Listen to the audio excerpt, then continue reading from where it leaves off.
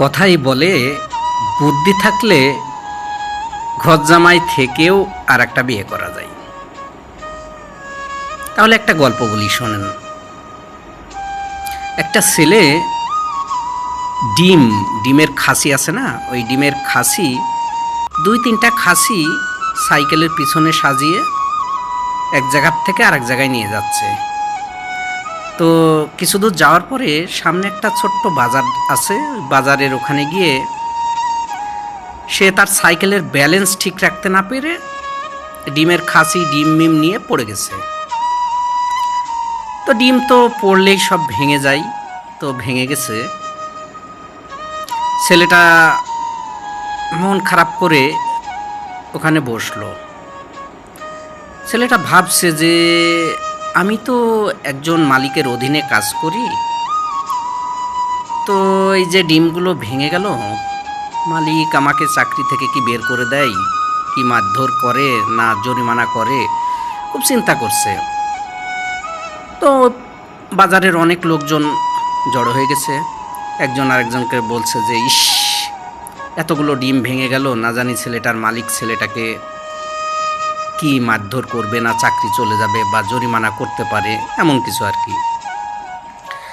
আর একটা লোক এসে বলল, আচ্ছা আমরা তো একটা কাজ করতে পারি, এত চিন্তা বা এত না করে আমরা 10 টাকা করে সবাই দিলেই তো ছেলেটা আবার ওই টাকা দিয়ে ডিম কিনে যেখানে পৌঁছে দেওয়ার কথা পৌঁছে দেবে, মালিকও জানতে পারবে না, কোনো কিছুই হবে না।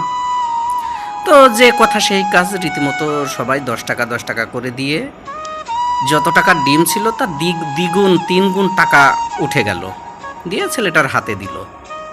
ছেলেটা নিয়ে চলে গেল। তো কিছুক্ষণ পরে ছেলেটা আবার যখন ওই রাস্তা দিয়ে যাচ্ছিল, তখন বাজারের লোকজন জিজ্ঞাসা করলো, আচ্ছা তোমার ডিম তো ভেঙে গেছিল, ডিম কিনে আবার পৌঁছাই দিলে, না কি তোমার মালিক তোমাকে কি কিছু জরিমানা করলো না মারধর করলো, একটু বলো শুনি।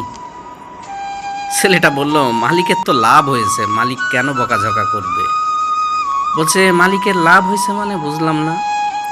বলল যে যিনি ওই টাকা দেওয়ার কথা বলল সবাইকে 10 টাকা করে দেন, উনি তো আমার মালিক ছিলেন, এই ডিমের ব্যবসায়ীর মালিক উনি।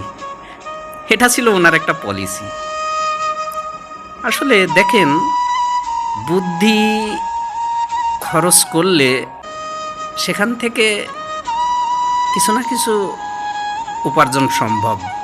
বুদ্ধি দিয়েই সব কিছু সম্ভব।